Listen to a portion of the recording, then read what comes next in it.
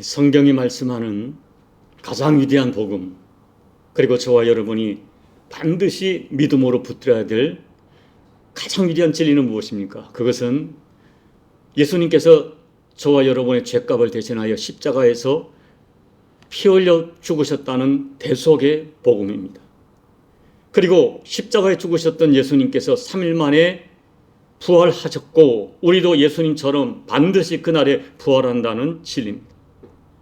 그리고 또 하나의 위대한 진리가 있습니다. 그 복음은 성경대로 예수님께서 반드시 이 세상에 다시 오신다는 재림의 약속입니다. 예수님이 다시 오신다는 이 재림 복음은 성경에 남아있는 마지막 예언입니다. 이 복음은 예수님께서 직접 여러 번 강조하여 말씀하신 약속이고 초대 교회 때부터 지금까지 모든 성도가 믿음으로 기다리고 있는 마지막 복음이며 재림과 함께 예수님의 구원의 역사는 완성됩니다. 정리하면 우리가 믿는 복음의 핵심 요약은 성경대로 예수님께서 이 땅에 인간의 몸을 입고 오셨고 성경대로 십자가에 피 흘려 대속의 복음을 완성하셨고 성경대로 3일 만에 부활하셨고 성경대로 이 세상에 반드시 다시 오신다는 재림하신다는 약속입니다. 그러므로 지금 우리는 구원사적인 상황으로 보면 예수님의 부활 이후 예수님의 재림 이전 중간 시대를 살고 있는 것입니다. 우리는 예수님의 재림을 기다리며 지금 살고 있습니다. 그렇다면 예수님의 재림을 기다리는 사람들은 어떻게 살아갈까요? 그 해답을 예수님의 부활을 체험하고 난 이후의 삶을 살았던 예수님의 제자들을 통하여 찾아보려고 합니다. 오늘 본문 말씀은 디베랴 바닷가에서 고기를 잡다가 부활하신 예수님을 세 번째 만나는 7 제자들의 이야기를 기록합니다. 저들은 이미 예수님의 부활을 2번 목격했습니다. 그런데 본문 21장 1절은 이렇게 시작하고 있습니다. 제가 읽어드리겠습니다. 그 후에 예수께서 디베랴 호수에서 또 제자들에게 자기를 나타내셨으니 나타내신 일은 이러하니라. 주님이 또 찾아오신 거예요. 또 자기를 나타내신 것입니다. 14절 말씀을 보면 세 번째 찾아오셔서 자신을 나타내셨습니다. 부활하신 예수님께서 먼저 찾아오셨고 또 찾아오셨고 또 찾아오신 것입니다. 성경에 나타난 우리 하나님은 우리 인간들을 먼저 찾아오시는 하나님이십니다. 사랑하는 여러분, 이 하나님께서 우리를 먼저 찾아오시는 이것이 큰 은혜이고 복음입니다. 성탄절의 축복은 주님이 죄인된 우리를 구원하시려고 이 땅에 인간을 찾아오신 사건입니다. 재림은 성천하신 예수님께서 우리 눈에서 눈물을 닦아주시고 우리 각 사람에게 주실 상이 있어서 상 주시기 위하여 다시 찾아오시는 것입니다. 요한계시록 22장 7절 보라 내가 속히 오리니 이 두루마리의 예언의 말씀을 지키는 자는 복이 있으리라 하셨고 요한계시록 22장 12절에서는 보라 내가 속히 오리니 내가 줄 상이 있어 각 사람에게 그가 행한 대로 갚아주리라 하셨고 22장 20절에서는 내가 진실로 속히 오리라 3번이나 약속하셨습니다. 주님께서는 각 사람의 눈이 똑똑히 볼 수 있도록 이 땅에 다시 찾아오신다고 약속하셨습니다. 내가 속히 오리라. 내가 속히 오리라. 내가 진실로 속히 오리라. 주님은 수없이 약속하셨습니다. 우리는 그 약속, 재림의 약속, 그 약속대로 주님이 반드시 오실 것을 믿는 믿음을 가지고 재림을 기다리는 사람들입니다. 그런데 사랑하는 여러분, 우리가 생각할 것은 우리가 정말 주님의 재림을 믿고 있다면, 정말 그 재림을 믿는 사람들이라면 좀 다르게 살아야 하지 않을까요? 그날에 우리가 반드시 주님 만난다는 걸 정말 믿는다면 그날에 부끄럽지 않은 모습으로 만나기를 준비하며 기다리는 것이 정상적인 믿음의 사람이 아니겠습니까? 그런데 문제는 우리가 이 현실 세계에서 우리의 믿음을 지키며 살기가 정말 쉽지 않다는 것입니다. 우리가 믿음으로 살려고 해도 내 육체가 여전히 내 말을 듣지 않습니다. 그리고 우리에게 주어진 상황과 환경이 세상과 사단의 도전이 너무나 강력합니다. 우리 자신은 너무나 연약하고 세상의 도전은 너무나 강력하다. 이것이 우리의 믿음의 현장의 모습입니다. 그래서 믿음을 가진 것은 분명한데 육신의 약함 때문에 수없이 넘어지고 깨집니다. 정말 예수님 사랑하는데 마음의 소원대로 살지를 못합니다. 이 육신을 가졌기 때문에 고난당하고 죽임당하는 거 두려워합니다. 그리고 육신이 나를 요구할 때 이것이 아닌 것을 분명히 알면서도 육신의 요구에 무너질 때가 한두 번이 아닙니다. 어느 날은 정말 성령 충만해서 진심으로 두 손 들고 내 생명 주께 드립니다. 뜨겁게 찬양하고 헌신을 고백하다가 하루가 되지 못하여 주님이 정말 싫어하는 그 일, 나도 싫어하는 그 일 행하는 자신을 발견할 때가 있습니다. 그때 우리는 누가 나를 정죄하지 않더라도 스스로 수치스러워하고 스스로 심지어 나 자신이 혐오스럽다고 느낀 적이 있습니다. 이런 우리들에게 오늘 베드로의 이야기가 우리들이 어떻게 주님을 섬겨야 할지를 가르쳐주는 매우 중요한 말씀입니다.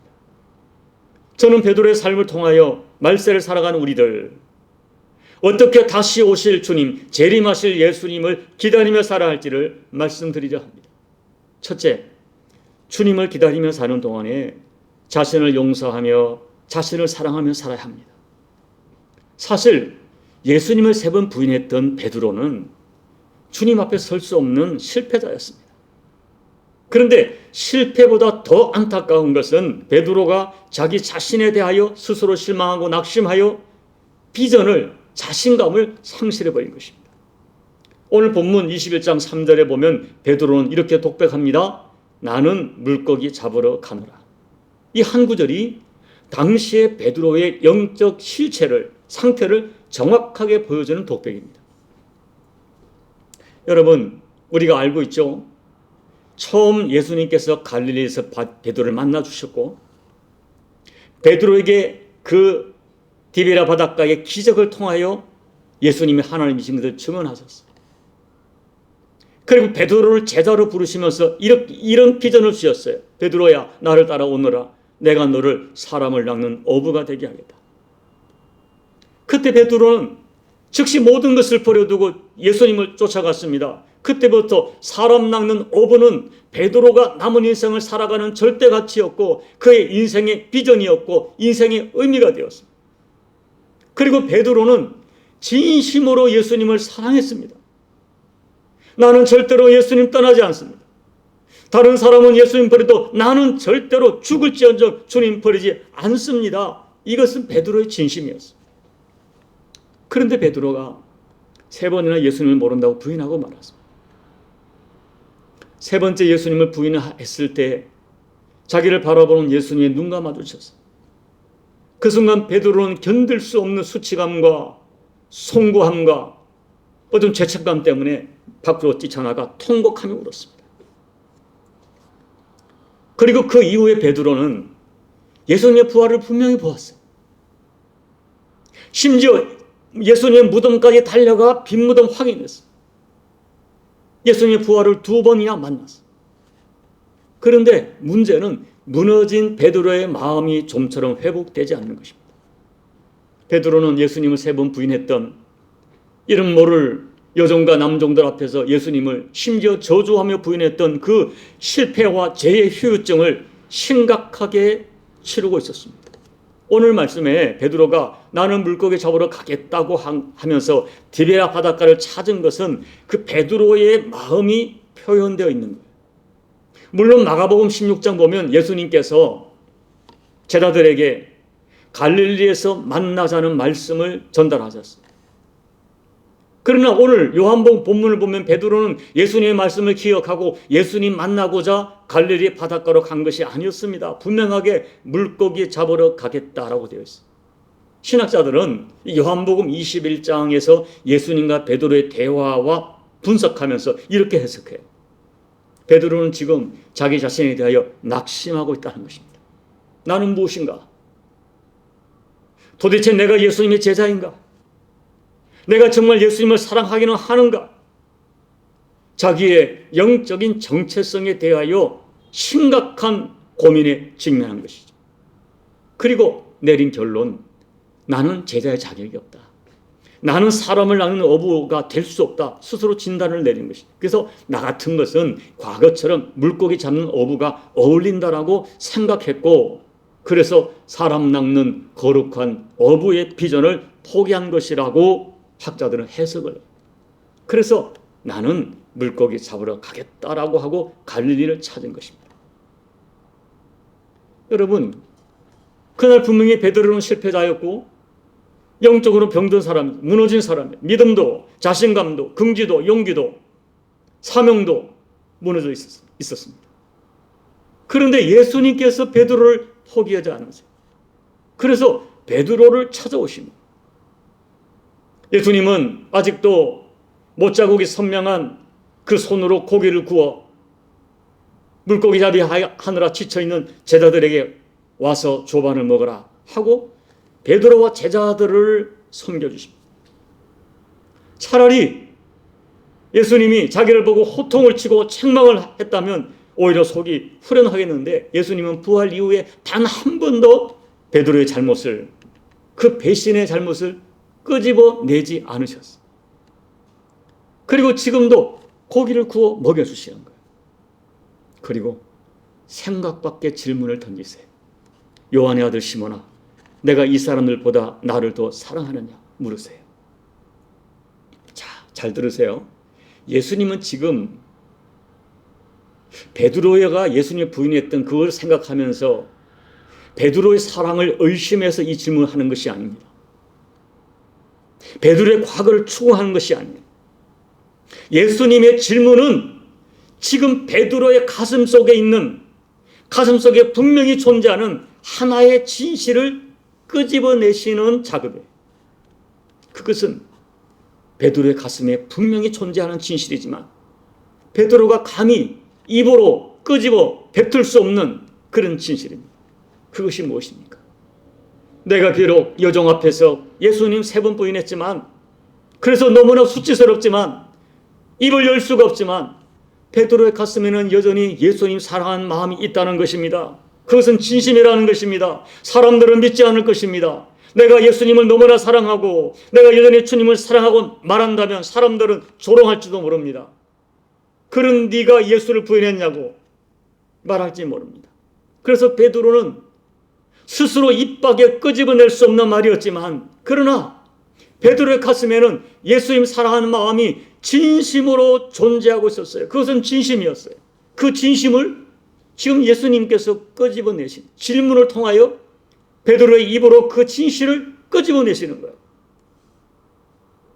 다른 사람은 몰라주어도 주님은 아세요. 그리고 말씀하시는 거예요. 베드로야, 나는 네가 나를 얼마나 사랑하는지 알고 있다. 3번의 질문을 통하여 주님은 3번이나 베드로의 진심을 인정해 주시고 그 진심을 받아주시고 확인시켜 주십니다. 이것이 복음이에요. 여러분, 사탄은 끊임없이 우리의 죄와 허물을 들추어냅니다. 그래서 우리가 하나님의 은혜 받기는 턱없이 부족하고 하나님의 일을 하기에는 전혀 맞지 않는다고 공격합니다. 우리의 죄와 실패를 끄집어내서 너 같은 인간이 무슨 성도냐, 무슨 목사냐, 무슨 집사냐, 너는 틀렸다, 너의 믿음은 거짓이다, 너 같은 것은 고기나 잡는 것이 맞다라고 낙심시켜요. 그러나 주님은 베드로야, 너는 스스로 실패했다고 생각하고 위축되어 있지만은 나는 너가 나를 얼마나 사랑하는지 너의 진심을 알고 있다고 말씀하시는 것입니다. 예수님의 질문을 3번 받으면서 베드로는 자기 속에 있는 진심을 3번 고백하면서 주님께 마음이 열립니다. 그래서 어색하고 부끄럽지만 주님, 내가 주님 사랑하는 거 주님이 아십니다라고 고백할 수 있었어요. 이 고백을 3번 하면서 베드로는 3번 예수님을 부인할 때 입었던 깊은 배신의 상처 치유받고 있었어요. 실패는 용서하시고 그 작은 진심을 믿어주시는 예수님의 사랑이 베드로를 치유했습니다.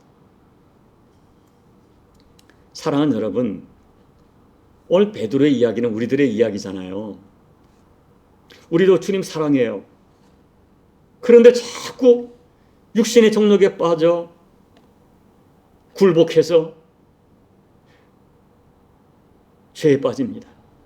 미혹에 빠집니다. 어떤 때는 알면서 죄에 빠지고 안 된다고 결심하면서 죄에 무너집니다. 그때마다 얼마나 내 마음이 무너지고 낙심되는지, 그 죄책감과 낙심이 우리 마음을 무겁게 짓눌러 주저앉게 만들어 나 자신에 대하여 낙심하고 스스로 포기하고 싶어합니다. 내가 정말 믿는 자인가? 내가 이게 뭔가? 이거 한두 번도 아니야. 내가 무슨 집사야? 내가 무슨 목사야? 그리고 내가 가서 예배드리고 봉사하는 것이 어느 날 스스로 외식 같아서 정말 그만두고 싶어요. 내 신앙 하나 지키지 못하면서, 내 결심 하나 지키지 못하면서 어떻게 주님을 사랑한다고 말을 하고 찬양하고 어떻게 주님의 일을 하겠는가? 스스로 자괴감에 빠져서 사역조차 내려놓고 싶을 때가 있어. 그러면 속는 거예요.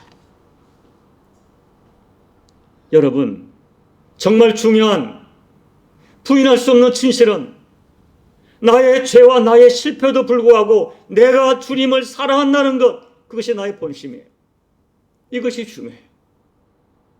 주님은 내 죄와 내 실패도 알고 계시지만 내 가슴 속에 있는 내가 정말 주님 사랑하는 마음, 그 진실을 다 알고 계세요.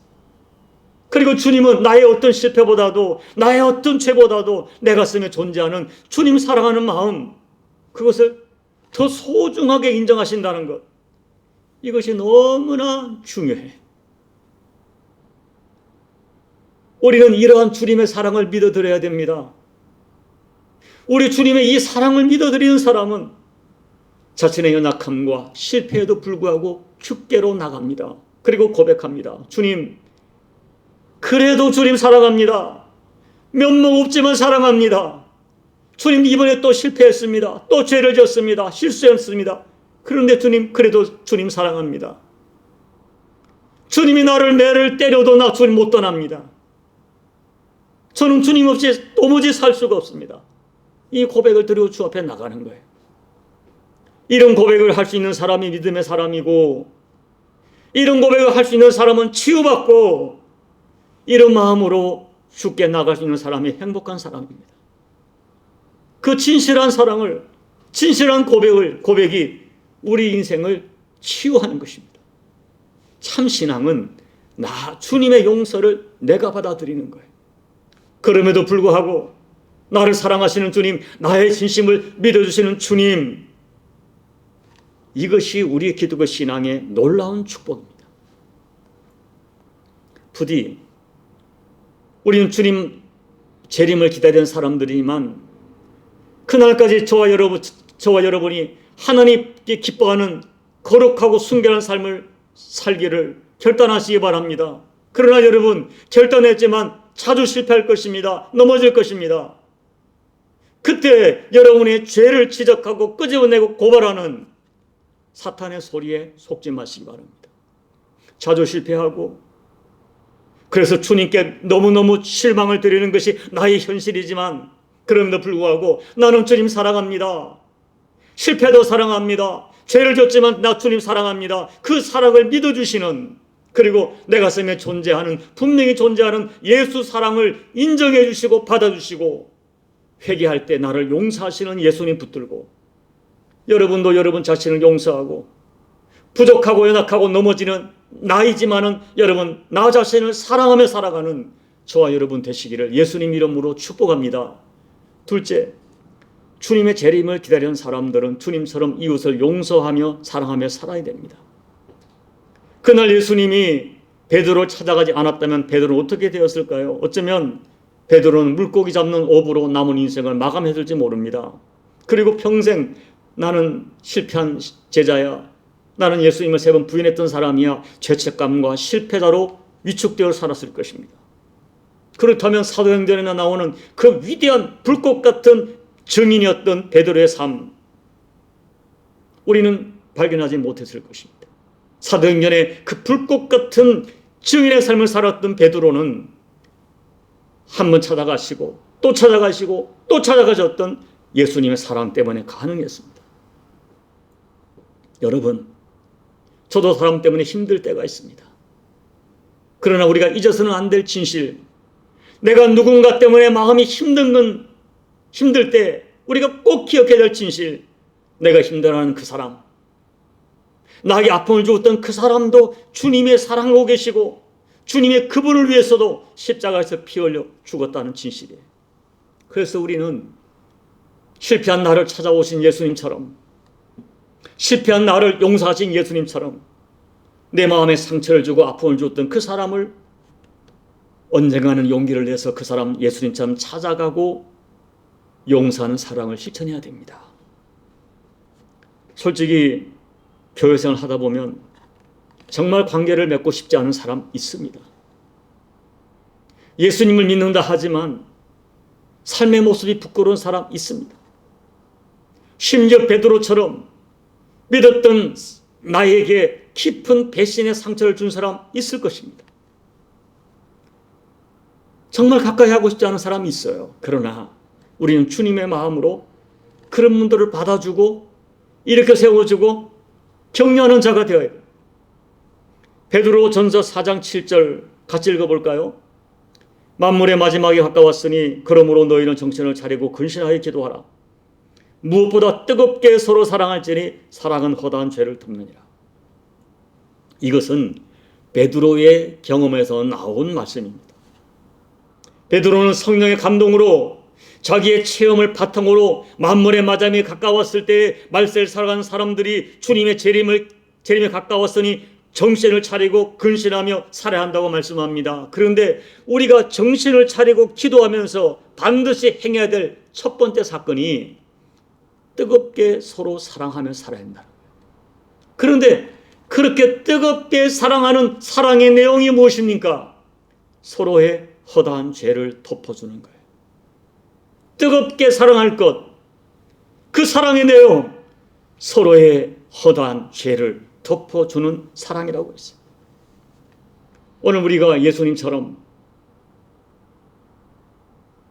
또 찾아가고 한 번 더 찾아가고 또 찾아가서 권면하면 구원받을 사람, 일을 설 수 있는 사람 분명히 있습니다. 또 한 번이 중요해요.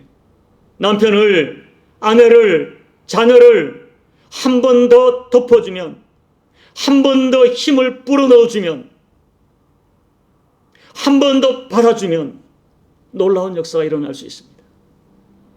한 번 더 권면하고 또 권면하고 또 권면하고 주께서 말씀하기를 7번씩 70번 기회를 주면 잃었던 신앙이 회복되고 없었던 사명이 회복되고 그리고 전혀 생각하지 못했던 사람으로 변화되는 역사가 우리 주변에 분명히 있습니다. 그러므로 우리는 주님 오실 그때까지 내 주변 사람들을 예수님의 마음으로 한 번 더 찾아가서 이렇게 세워주고 용서해주고 또 구원해주는 그 사명을 감당하셔야 됩니다. 가끔 교회에서 사람을 너무 믿지 말라라고 말씀하는 분이 계세요. 맞습니다. 우리는 하나님 믿어야지, 예수님 믿어야 되지, 사람 믿으면 반드시 실망하고 상처를 받습니다. 그런데 제 생각은 달라요. 사람을 믿지 못하면 우리 신앙과 우리 인생의 치명적 불행을 경험합니다. 차라리 사랑하다가 상처를 받을지언정 사랑하며 사는 것이 훨씬 행복합니다. 믿어주다가 발등이 찍혀도 믿지 않고 사는 것보다 훨씬 복된 인생이고 그것이 신앙이라고 저는 생각합니다. 훌륭한 자녀는 부모가 믿어줄 때 만들어집니다.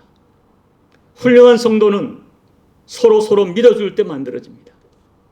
훌륭한 목회자는 성도 여러분이 믿어줄 때 만들어집니다. 우리는 주님처럼 실패한 사람을 한 번 더 찾아가고 수용하고 믿어주고 용서하는 사랑으로 살아야 됩니다. 세 번째, 주님 기다리는 동안에 사명을 감당하며 살아야 됩니다. 저는 요한복음 21장을 읽을 때마다 마음에 감동되는 특별한 구절이 있어요. 7절 말씀인데요.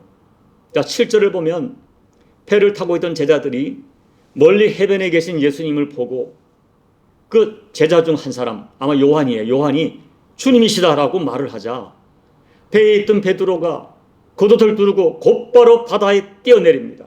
이 모습이 저에게는 엄청난 감동이에요.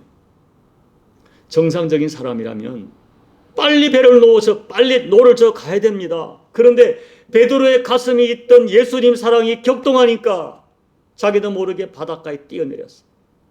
바닷가에 뛰어내렸다고 배보다 먼저 간다는 보장은 없습니다. 그러나 베드로의 가슴이 잠시도 기다릴 수 없는 거예요.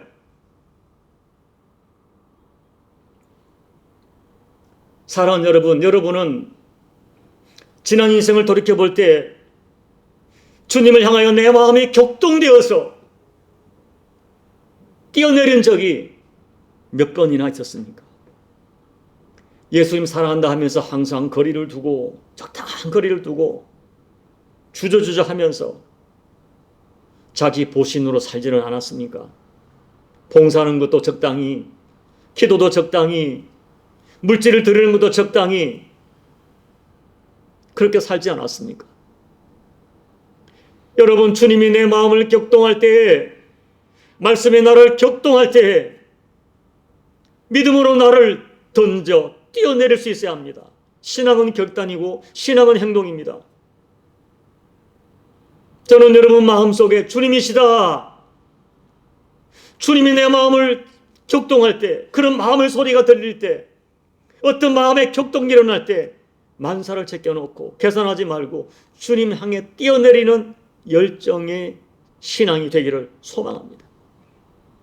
오늘의 시대는 신앙의 모험도 열정도 없는 시대입니다. 예배 한번 드리면 끝입니다. 열정이 없으니 기적을 체험하지 못합니다.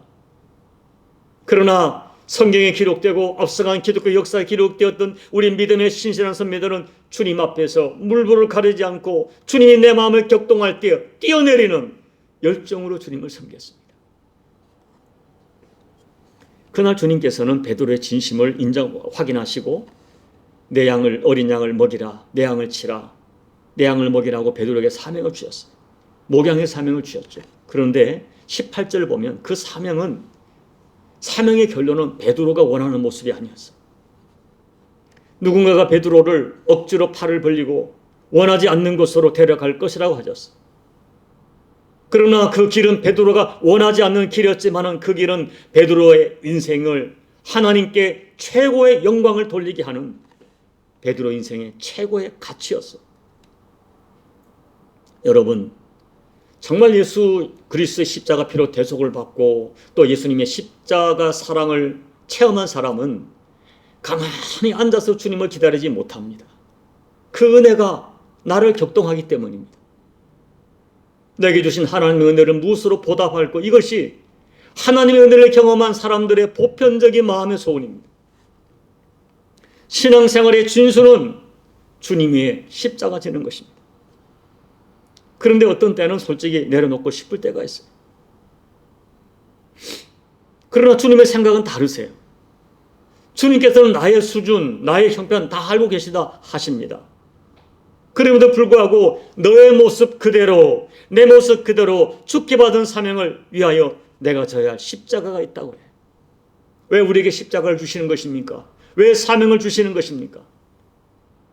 그 십자가는, 그 사명은 주님 재심을 하시는 날 우리에게 주실 상급의 이유가 되기 때문에, 너에게 줄 상급의 절대 이유가 되기 때문에 주님은 사명의 십자가 치다가 오라 하십니다.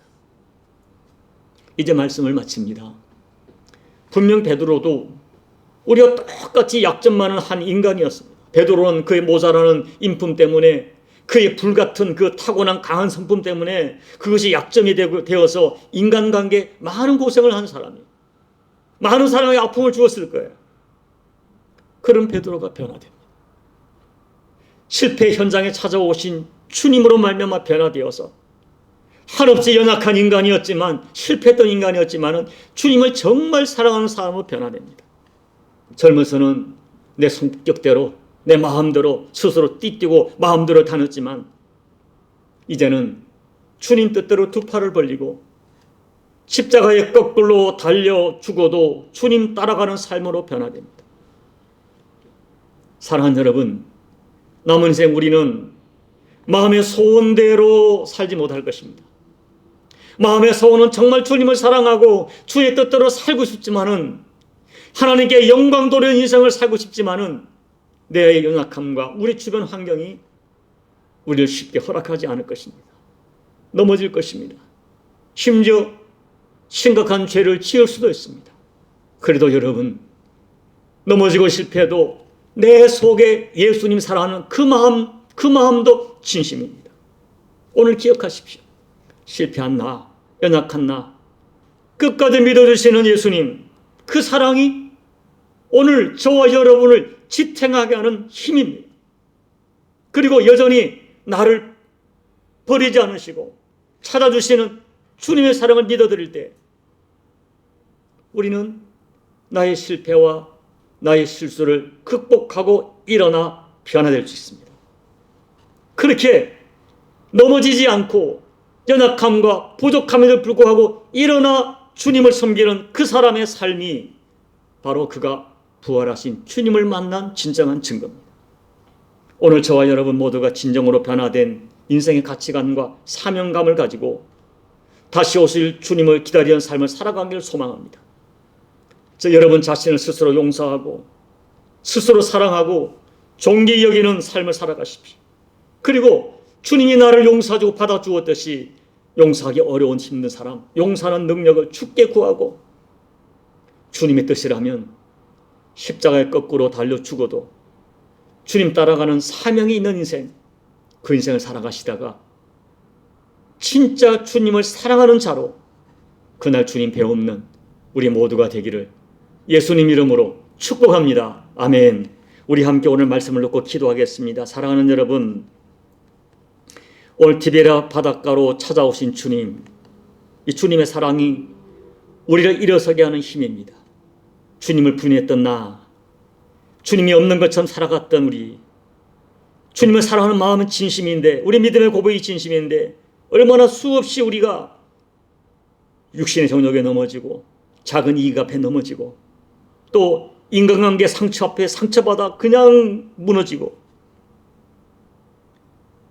우리 연약함 주님이 다 알고 계십니다. 그래서 때로는 스스로 내가 틀렸어, 나 같은 것이 무슨 집사라고 목사라고 자책할 때가 있습니다. 그런데 주님은 내가 범한 죄도 알고 계시지만 진심으로 예수님 사랑한 내 마음 알아주십니다. 그리고 그 마음을 붙들어 주십니다. 그리고 일어서라 말씀하십니다. 내가 너를 결코 떠나지 않고 너를 결코 버리지 않나 말씀하십니다. 나는 너를 여전히 사랑한다고 말씀합니다. 내가 너를 십자가에서 피 흘려 죽을 정도로 사랑한다고 말씀하십니다. 그 사랑을 붙들고 일어서십시오. 그 사랑이 우리를 지탱하게 하는 힘입니다. 남은 인생 하나님에 대한 소원은 있으나 소원대로 살기가 쉽지 않을 것입니다.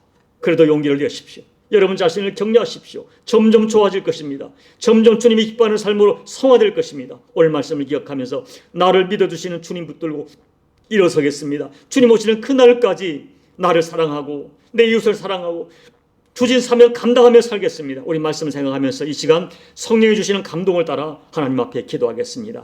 존귀하신 아버지 하나님, 고맙고 감사합니다.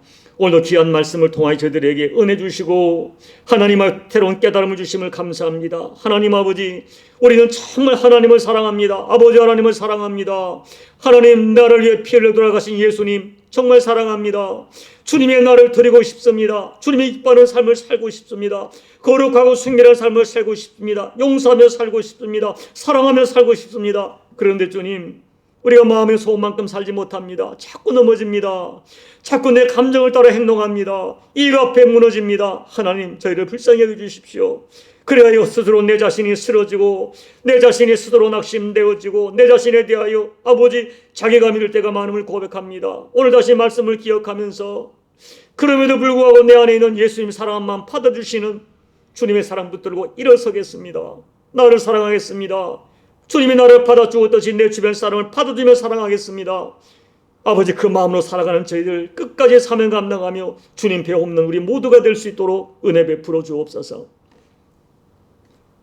존귀하신 아버지 하나님, 오늘 디베랴 바닷가에 베드로 찾아오신 예수님 사랑이 복음이고 그것이 우리가 붙들고 살아갈 위대한 사랑의 능력임을 고백합니다.